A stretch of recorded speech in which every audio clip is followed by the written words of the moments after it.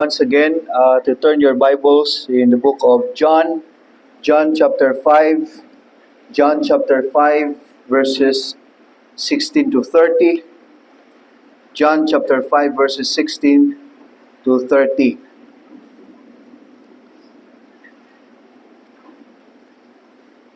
Babasahin ko po sa English, John chapter 5, verse 16 to 30. Reads, "And this was why the Jews were persecuting Jesus, because he was doing these things on the Sabbath. But Jesus answered them, My Father is working until now, and I am working.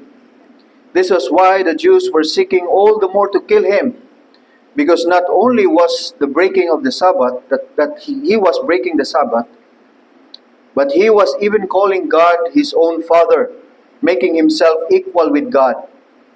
So Jesus said to them, Truly, truly, I say to you, the Son can do nothing of his own accord, but only what he sees the Father doing.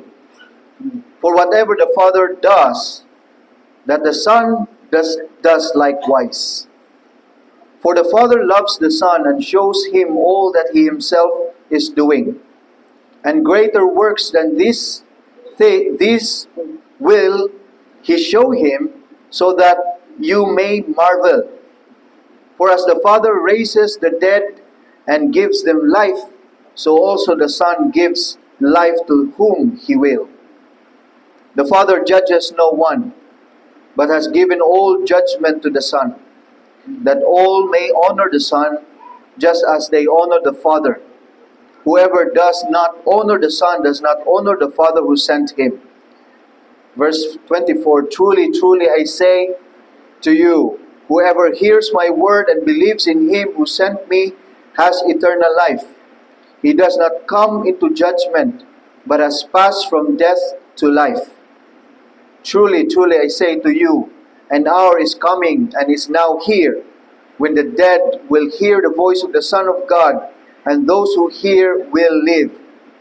For as the Father has life in himself, so he has granted the Son also to have life in himself.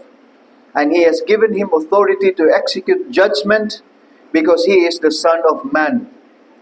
Do not marvel at this, for an hour is coming when all who are in the tombs will hear his voice and come out, those who have done good to the resurrection of life, and those who have done evil to the resurrection of judgment." May God bless the reading of God's Word.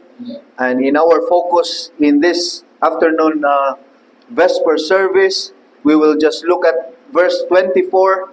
And let me read to you once again, verse 24. "Truly, truly, I say to you, whoever hears my word and believes him who sent me has eternal life. He does not come into judgment, but has passed from death to life." Let us ask God for help. Aming Ama, kami po ay lumalapit sa iyo sa oras na ito. Dala-dala namin ang pasasalamat at pagpupuri sapagkat ikaw po ang karapat-dapat ng lahat ng aming lakas at pagkapurihan. Ang aming panahon ngayon ay nagpupuri sa iyo sa pamamagitan ng kalakasan, ng kidlat, o maging isang pagkilos ng kalikasan na siyang isang ekspresyon ng pagpupuri o ang Diyos. Dahil ikaw lamang ang malakas, dahil ikaw lamang po ang makapangyarihan. Kaya tanggapin mo po ang aming pasasalamat at ang aming papupuri sa iyo lamang sa pangalan ng Panginoong Hesukristo. Amen. If you look at the context of this chapter, mga kapatid, in chapter 5, verse 16 to 30, kung titingnan natin in the previous text dito ay pinagaling ng Panginoong Hesus ang isang pilay doon sa pool ng Bethsaida or Bethesda on Sabbath day. At kaya nag-udyok ito ng matinding reaksyon ng mga pinuno ng mga Hudyo, dahil hindi lang nagpagaling ang Panginoong Hesus, kundi as we read earlier in verse 18, this was why Jews were seeking all the more to kill him, because not only that he was breaking the Sabbath, but he was even calling God as his own Father. He claimed that the God, the Father, is His own Father. This is blasphemy according to the Jews. Sapagkat sila'y naniniwala na hindi mo pwedeng basta-bastang tawagin ang Ama na makapangyarihan, Yahweh, as your own Father. Because when you claim to have God as your own Father, you are actually saying that you are a God or God. And so they believe that it was a blaspheming to God. And so mas lalo pa silang nagalit, and they are seeking all the more to kill him. Interestingly, they were religious people. They were Pharisees. They were scribes. They loved the truth of the Bible, and yet they are willing to defy the teachings of the Scripture by following their own desire to kill him. No? Imagine, isa yan. Kung ikaw ay pastor, can you imagine a pastor or a priest wanting someone to be killed?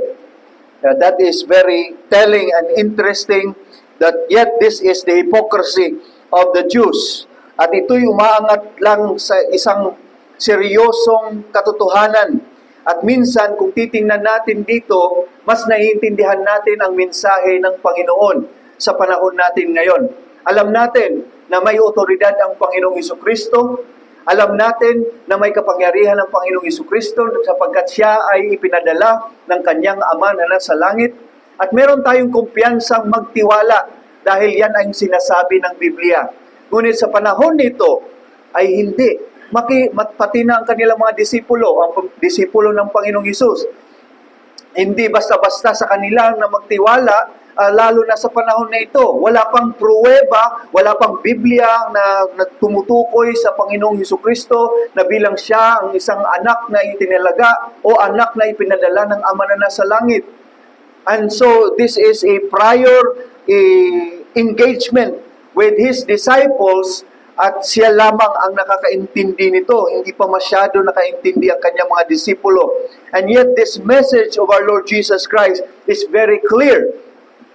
From the very beginning until now, the message is always effective even in our day-to-day. Here in verse 24, once again, sinabi ng Panginoon, truly, amen and amen and amen. I say to you, whoever hears my word, sa sino mang nakarinig ng aking mga tinig, and hears my word, and then whoever believes Him who sent me, or believes God who sent me, has eternal life. He does not come into judgment, but has passed from death to life. Yan po ang description ng mga mananampalataya ngayon. We have come from death to life. We know that we have come from death to life according to 1 John because we love our brethren. But this is the description ng mga mananampalataya na tayong lahat ay mula sa kamatayan ay nabuhay, nagkaroon ng buhay kay Kristo Jesus. Now, yan ay isang statement ng Panginoon na nagbibigay ng assurance of salvation. Isang totoong assurance of salvation, at sinabi mismo ng Panginoon dahil sa kanyang mga pangako na sino man na magtiwala kay Kristo Jesus ay merong buhay na walang hanggan. Nawa, hindi ito lalampas sa ating kalagitnaan, mga kaibigan o mga kabataan na nakarinig ng Ebanghelyo ng Panginoon. Sinasabi mismo ng Panginoong Jesucristo, this is my word. Whoever hears my word and believes God, you will have eternal life in Him. But for us Christians, mga kapatid, marahil sa mga disipulo ng Panginoong Jesucristo na maaring nakaalala nito, and I'm sure John remembered these very words of his Lord Jesus Christ, and he remembered the statement of Jesus which says that whoever hears my word and believes Him who sent me has eternal life. This is the statement, a very strong statement of our Lord Jesus Christ as our assurance of salvation. So my message for us this afternoon, assurance of salvation is based on the assurance of the gospel. Ang katiyakan ng ating kaligtasan ay nakabatay sa katiyakan ng Ebanghelyo ni Jesus. Marahil tayo nagtatanong, paano ba natin malalaman ang ating estado sa pananampalataya? How can we know that we are truly saved in Christ? How can we know that we have this blessing of eternal life? Ang katiyakan, mga kapatid, gusto kong maipabot sa inyo, ang katiyakan ay hindi nakabase sa atin.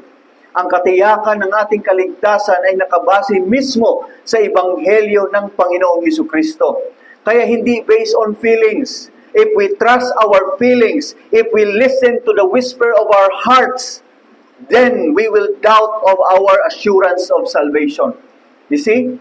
Kung tayo makikinig sa mga sinasabi natin, lalo na sa panahon ng pagkakasala, lalo na sa pagkahulog sa kasalanan, and we think immediately, am I saved? Masasabi ba natin ako ba'y ligtas because I'm doing these things outside the description of it being a Christian? And then the beautiful reminder of God in this text is to go back to the truth, to go back to the gospel. Whoever believes in Him will never perish but have everlasting life. So that is my point, the whole point of this sermon. Gusto ko mapaalala tayo, mga kapatid, dahil marami tayong mga experiences or yung mga pangyayari, karanasan sa buhay na maaaring naghahamon sa ating pananampalataya. May it be the problems in our family or sa ating sa pagtatrabaho o sa ating mismong buhay sa pakikitungo natin sa kasalanan, pakikibakan natin laban sa kaaway, sa kasalanan. Palagi tayong nabibigo dahil hindi natin nagagawa ang mga dapat nating gawin bilang isang mga mananampalataya. Then the challenge for you and for me is not to listen to your own selves. Go back to the cross of Christ. Go back to the gospel. This will help our spiritual life. No? Ito ang magtutulong sa ating buhay espiritual. Ito ang magbabangon sa atin. And this will bring us back to the joy of our salvation. Now, merong witnessing ang Spirit.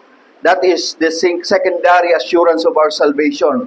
But sometimes in Romans 8:16, the Spirit Himself testifies with our spirit that we are God's children.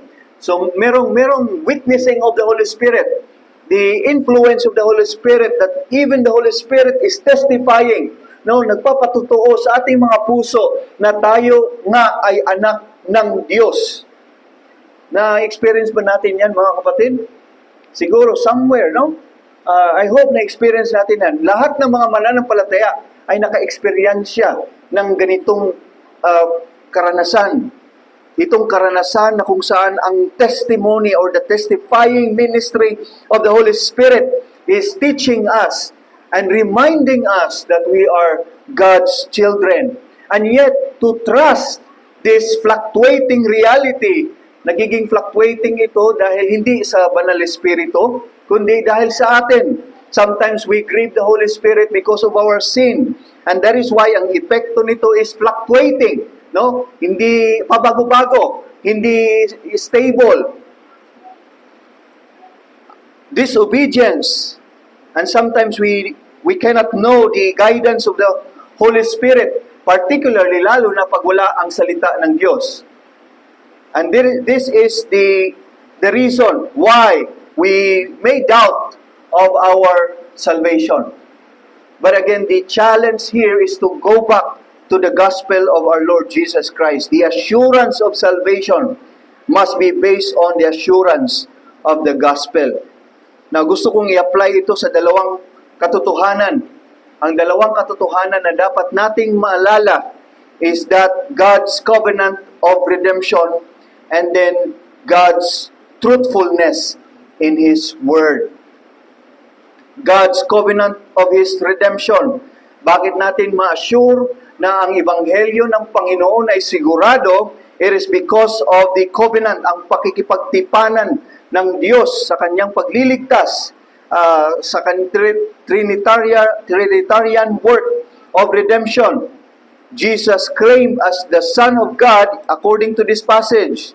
and yet he was accused as blasphemy, at kailangan i-claim, no? Kailangan panindigan ng Panginoong Hesukristo na siya ang anak ng Diyos dahil may unity and may consistency sa plano ng kaligtasan ng Ama na siyang nagplano ng kaligtasan, ang Panginoong Hesukristo ang siyang nagtapos sa plano ng kaligtasan ng Ama, at ang banal na Espiritu ang naglapat at nagbigay ng kapangyarihan upang si Kristo ay mapanatili ang kanyang ministeryo dito sa mundo. At siya ay naglalapat ng mga katotohanan, lalo na sa Panginoong Hesukristo, lalo na ang salita, ang ebanghelyo, nilalapat ng banal na Espiritu para sa ating buhay upang tayo ay mas mapapatibay ang ating pananampalataya. So there must be a consistency.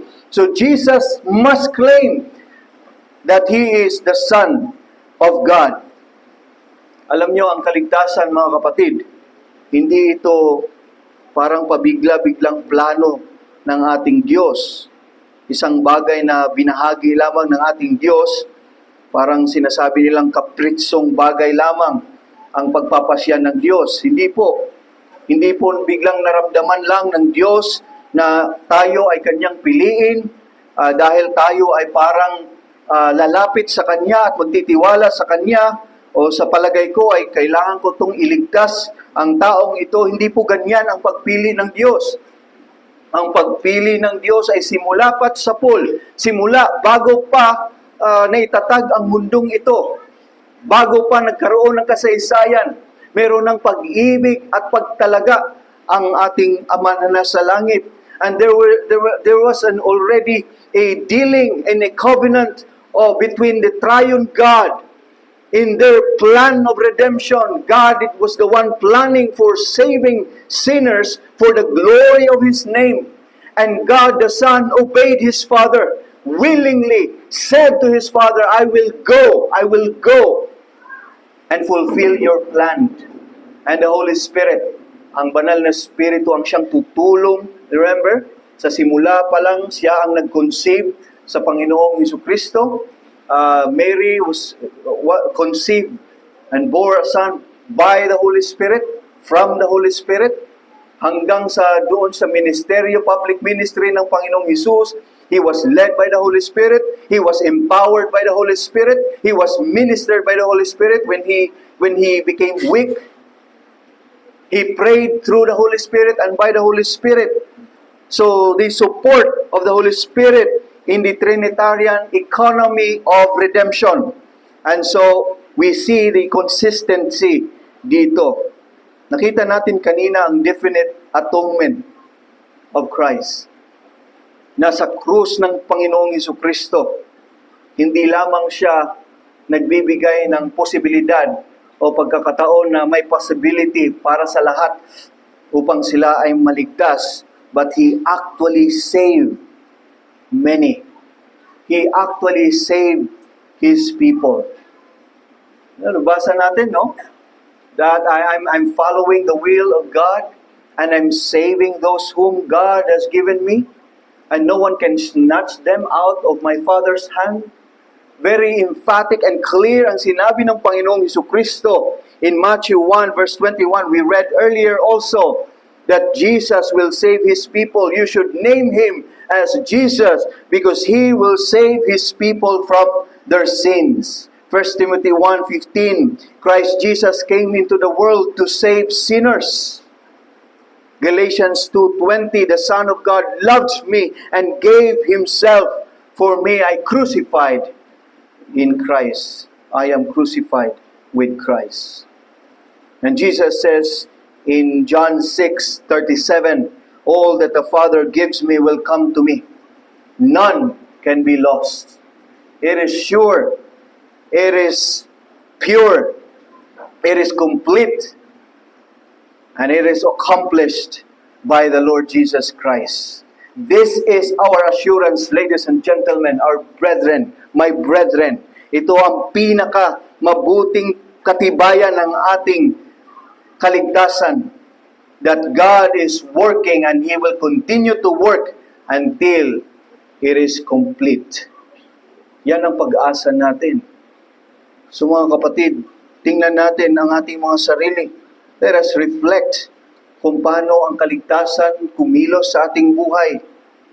Too many people and Christians, and sometimes us, we become easily weak, inadequate.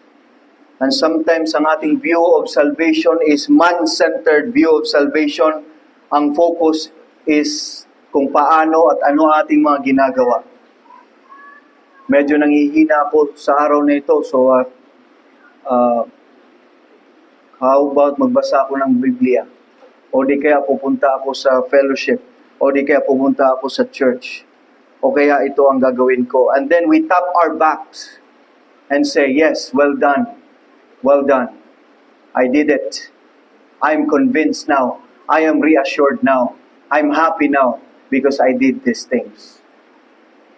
Let's go back to the cross of Christ dahil hindi yan ang makapagbibigay sa iyo ng kasapatan ng iyong assurance of salvation. And if we focus on ourselves, doubts will be sure, inevitably come into our lives.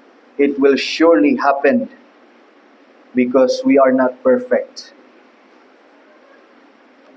Kaya kailangan nating i-train ang ating mga sarili. Kailangan nating tingnan. We must learn something.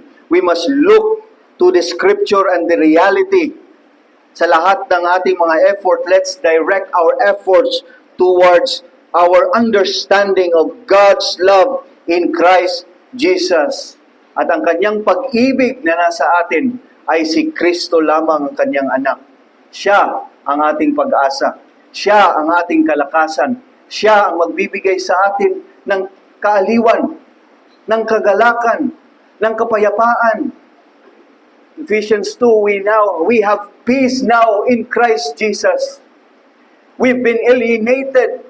We've been disturbed and abandoned because of our sins. And now, because of Christ, we receive peace and grace upon grace.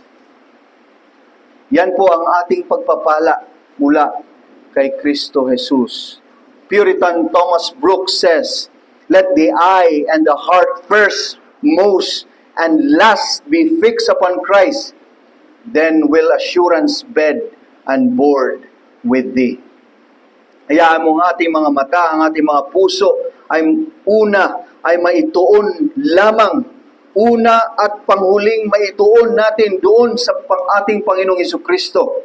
And we will have then we will assurance bed and board in us, with us. There is that pure assurance of our salvation that we know that we are Christ. We know that we are God's children. We know that we have our Father who is in heaven watching over us right now. And He will help us the day in times of needs. One commentator writes, the more fully the believer understands who Christ is and what He has done for His people, the stronger will His assurance be. Paano tayo mapalakas ang ating pananampalataya? Not so much of questioning and talking to our brethren, sure ba ako naligtas? Sure kaya ako naligtas? Ligtas pa ba kaya ako? But rather what you do is to spend more time on Christ. To spend more time with His Word. Spend more time in prayer. So that the more we spend our time with Christ, the more we have fully embraced and understand the assurance of our salvation. So my challenge to all of us, don't look at yourself for the assurance, but look unto Christ always. All I have is Christ. This is our constant message all throughout our lives. Gaya ni Fanny Crosby in his hymn, Keep Me Near the Cross. A calling always, praying to God, Lord, keep me near the cross. Keep me near the gospel. Help me sit under the shadow of the cross. Love me. Don't leave me. And wag hayaan ang krus ng Panginoon na ipapalayo sa atin. This is the provision of God's love for all of us. Remember Christian in the book of John Bunyan in Pilgrim's Progress? A great relief sa kanyang buhay for the very first time in his travel towards the celestial city. Nakita niya ang krus ng Panginoong Hesukristo, symbolizing the salvation through the gospel of the Lord Jesus Christ. At dala-dala niya ang kanyang pasanin, and the more he went away from the city of destruction, yung lugar niya, the more lumalaki ang kanyang kasalanan, the burden sa kanyang likod. At what a great relief nung nakita niya ang krus ng Kalbaryo. And then the burden rolled away, lifted him up, and rolled away. The burden was rolled away. And he was saved. And he was so happy. He rested a little while under the shadow of the cross. Yan po ang ating buhay, mga kapatid. Let us rest in the gospel. Hayaan mo paminsan-minsan sa buhay natin, in our busy days, in a busy life, we have many things to do. No? Dami nating mga ginagawa. But let's have a quiet time indeed, to reflect about the glory of the gospel of Christ. If you know Thomas Goodwin, a Puritan preacher, a very good Puritan preacher, and he wrote something to his son, encouraging his son in the ministry.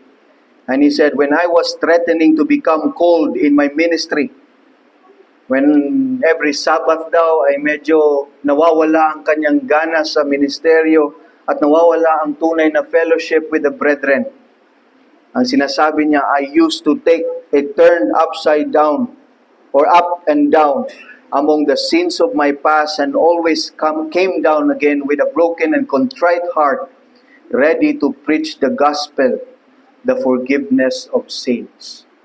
And we continue to preach the gospel sa buhay natin. May mga times tayo na hindi tayo we have a doctrinal teaching, but there will always be a gospel. Merong makikitang ebanghelyo palagi, and continue to preach the gospel to yourself. Hindi lang sa Sunday, hindi lang mag-expect tayo sa sasabihin ng pastor on Sunday, but you need to have your daily food. Daily food. Salita ng Panginoon, and look on Him as your food. Jesus said, I am the bread. Whoever eats me will have eternal life, will have life. So this is the covenant, ang surest truth na merong covenant of redemption, at yan ang magpapatibay sa assurance of salvation. Secondly, God's truthfulness in His Word. Jesus laid the authority of our Lord Jesus Christ in verse 23 or 24. Truly, truly, I say to you, whoever hears my word and believes Him who sent me has eternal life. He does not come into judgment, but has passed from death to life. Truly, truly, amen and amen, I say to you, this is the word of God. This is the word of the Father in heaven. God is steadfast in His word. It is true. And so we can trust what God is saying to us. God so loved the world that He gave His only begotten Son. Tayo ay naligtas dahil dyan. Naligtas ba tayo dahil dyan, mga kapatid? Let me ask you this question. Were you saved because of this truth? That God, the Father, sent His own Son to die on our behalf. For those who believe in Him will never perish, will never be condemned forever, but have everlasting life. And yet those who do not believe Him are already condemned. Verse 17 and 18. You have now passed from death, from condemnation, to life in Christ. Praise the Lord. Let's thank the Lord. And God is truthful in His Word. This is true. And Scripture is filled with promises. So many promises. John 5:24, Acts chapter 2, verse 21, everyone who calls on the name of the Lord will be saved. Lahat. Everyone. Sino man ang tutugon at tatawag sa Panginoon, sa pangalan ng Panginoong Hesukristo, ay maliligtas. That is not universal atonement. That is particular atonement. Everyone. And yet, all are invited to come to Christ. Remember yung pangako na natanggap ng isang magnanakaw dun sa krus ng Kalbaryo? And Jesus said today, you will be with me in paradise. What a great assurance na natanggap ng isang magnanakaw.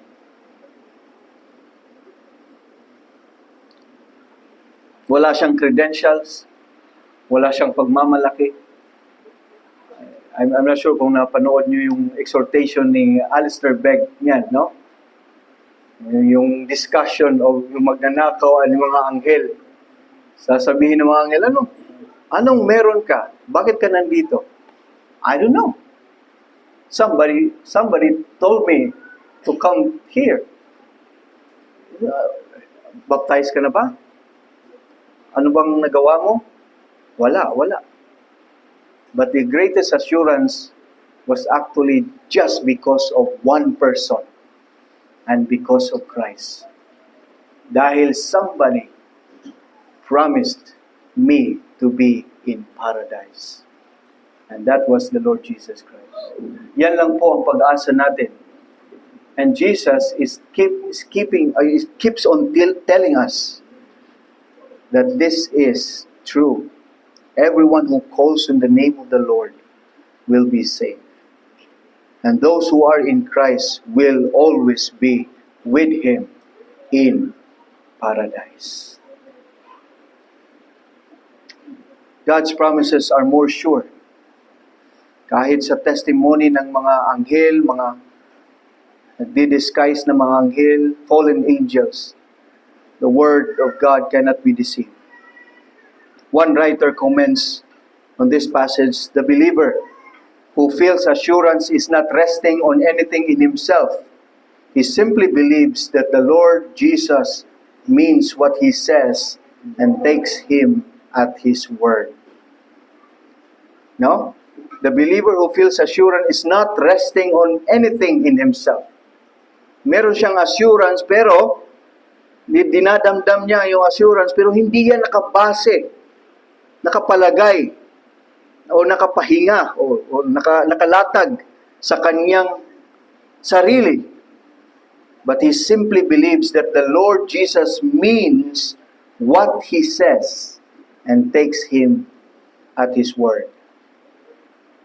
Yan po ay pananampalataya. Nakita na ba natin si Jesus? Naniniwala ba tayo na Siya ay tunay na Diyos at Panginoon at Hari ng ating buhay? Bakit? Bakit? Sasabihin ng mga atheista, bakit? It's foolishness in this world. According to the world, it's foolishness. We believe because it says, the Bible says so. The Bible is speaking the truth. And the Bible is truthful. The Word of God is truthful. And there were times, even Polycarp in the 1st century, he was a bishop in Smyrna and the disciple of Apostle John. At sinabihan siya ng emperor to curse Christ in order to save his life. Kung hindi, ikaw ay susunugin.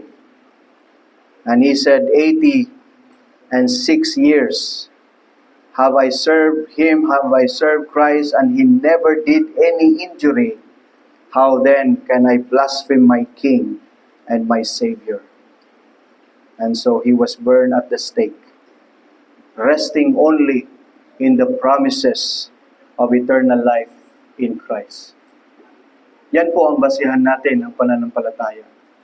Hindi sa